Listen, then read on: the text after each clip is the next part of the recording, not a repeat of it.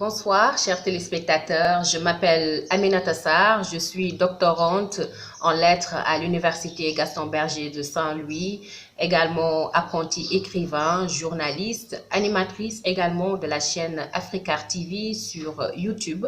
C'est un plaisir de répondre à la question posée par mes confrères de The African News, à savoir qu'est-ce que l'Afrique selon moi? Bon, pour moi, l'Afrique, c'est au-delà d'être le berceau de l'humanité, un continent qui peut être fier de ses hommes.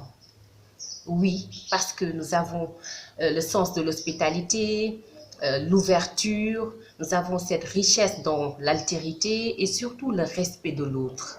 Oui, nous nous intéressons à ce qui est humain, à l'humain. C'est ça qui est important chez nous, Africains, mais également nous sommes sensibles à tout ce qui se passe autour de nous, à la maltraitance de nos frères dans les autres continents.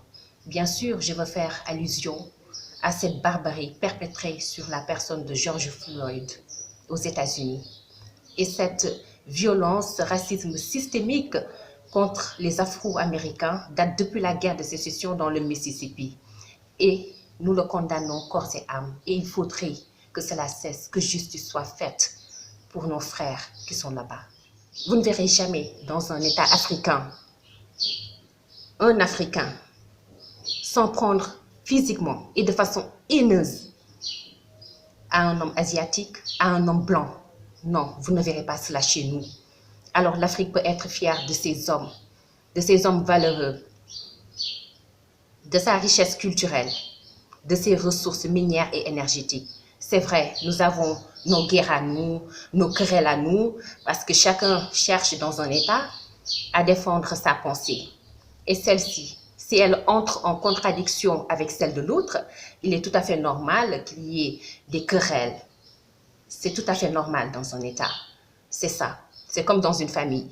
On se dispute, on se crêpe les chignons, mais nous restons toujours une famille. On finit toujours par se réconcilier. L'essentiel, c'est d'arriver à être d'accord, même dans nos désaccords. C'est ça qui est important.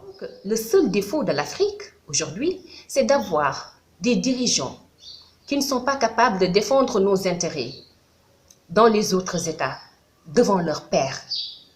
Oui, pour cela, il faudrait déconfiner les mentalités qui dorment toujours, qui sommeillent dans l'esprit de certains de nos frères, qui sont sous le joug de l'esclavagisme, du néocolonialisme. Tout ça, c'est à combattre. Il faut d'abord qu'on puisse nous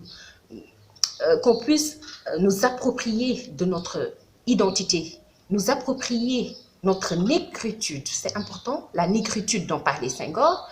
Et en quoi faisons? En n'exprimant pas un complexe de notre peau. C'est important. Soyons fiers de cette peau. C'est important. Et pour cela, il nous faudrait également du sang neuf. Des gens qui sont capables, compétentes, méritantes aux places qu'il faut pour construire l'Afrique de maintenant et de demain.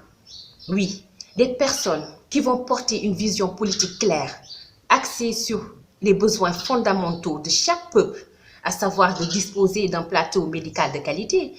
Voilà, on en a besoin, le personnel est là, la main-d'œuvre est là, nous avons les ressources humaines, mais le plateau médical fait défaut. En plus de cela, construire des écoles et des universités dignes de nos fils pour qu'ils n'aillent pas chercher cela ailleurs, pour qu'ils restent dans leur pays. Encourager l'entrepreneuriat des jeunes. En quoi faisant? En finançant des projets. Cela participerait à la création d'emplois. C'est important. Mais également combattre l'importation de la main-d'œuvre, alors que nous avons une main-d'œuvre locale qualifiée et dynamique. Enfin, que l'on se tende la main, de quelque bord que nous soyons, pour pouvoir réaliser ce rêve des États-Unis d'Afrique. C'est très possible même, si l'on se tend la main.